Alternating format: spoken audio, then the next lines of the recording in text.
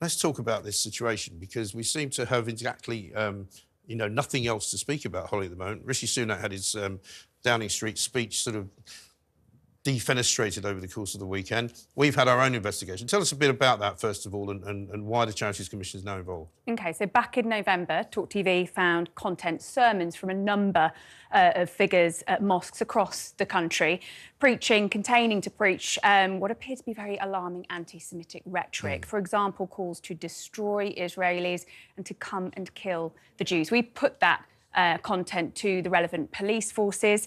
As it stands, we know that at least 2 West Yorkshire and the Met are still investigating whether any offences, any hate crimes have been committed.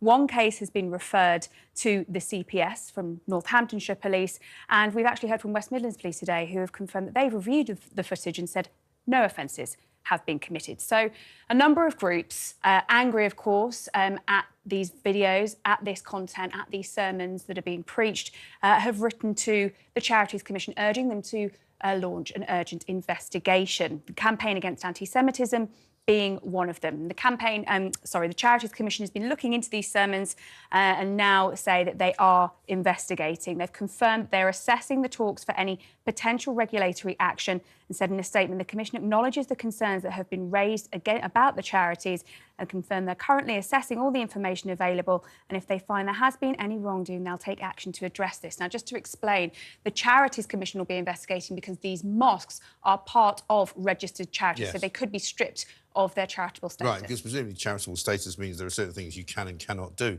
But I'm interested in what you said about, obviously one case is being investigated by the police. They may be bringing charges, but others are not.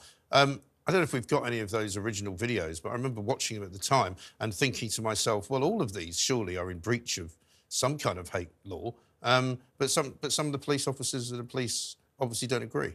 Yes, that's correct. As I said, so there's 2 that are still under investigation, as we know, the West Yorkshire and the Met. One force has sent their files to the CPS for a charging decision which hasn't yet been made. And we have heard, after asking for an update today from West Midlands Police, after putting 2 of the videos we found to them from Birmingham mosques, they say they've reviewed the footage and no offences have been committed. So as far as they're concerned, there have been no hate crimes. Yes. Interesting, isn't it? Let me bring Annabelle and Madeline in. Annabelle, this sounds very similar to what happens at the weekend, doesn't it, in London, where you see certain banners being held up and certain things being projected onto Parliament and certain chants being made, and the police at the end of it all saying, well, it's not really a hate crime, it's sort of OK because it's a public protest. I wonder if they're taking the same view of some of this material.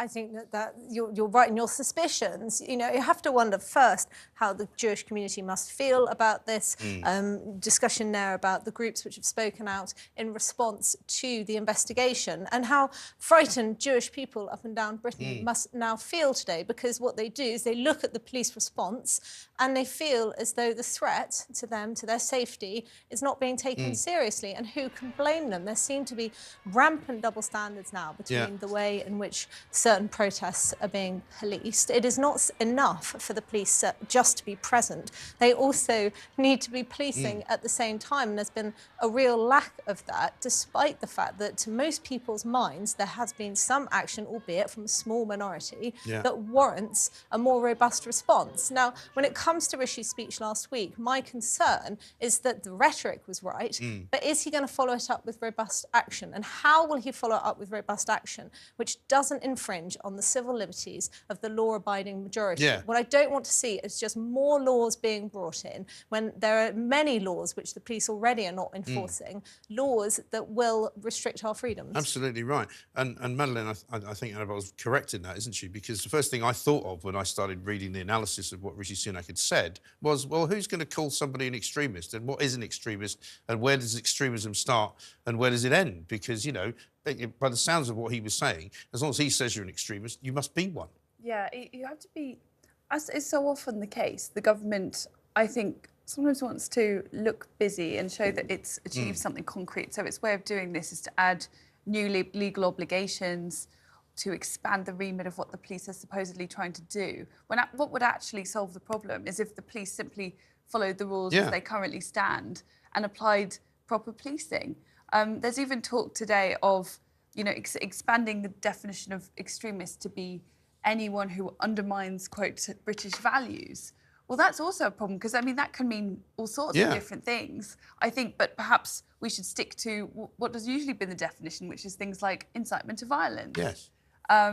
And of course, the spectre of two-tier policing is also a real problem, because, as Annabelle was saying, you know, people can see that some protests are not being policed anywhere near as thoroughly as other forms of protest. And I'm thinking particularly of a case very recently where a chap who had been making like racist stickers that he'd been selling, he got 2 years imprisonment for that.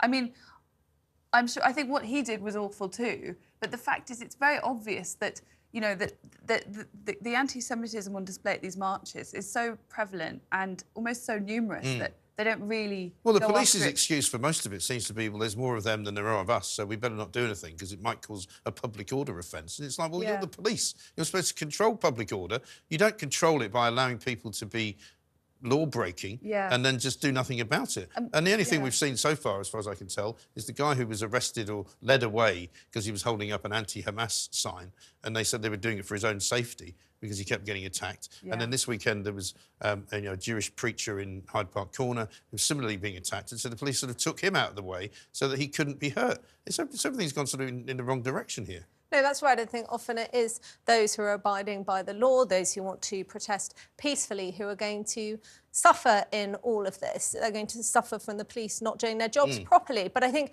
a big problem with Rishi's speech last week was how he brought in the far right and tried to equate the level of threat presented by the far right with that presented by Islamists. And that's been a long-standing problem in Britain today. That's not to downplay the fact that there is a threat from the far right. There absolutely is potentially a terrorist threat from them at some point. We certainly hope not. But the scale of the threat from Islamists in Britain today far outweighs that. And I felt as though the Prime Minister was unwilling to confront that. And if he won't confront it, as our Prime Minister leading the state, then how can we expect the police Well, this is the problem.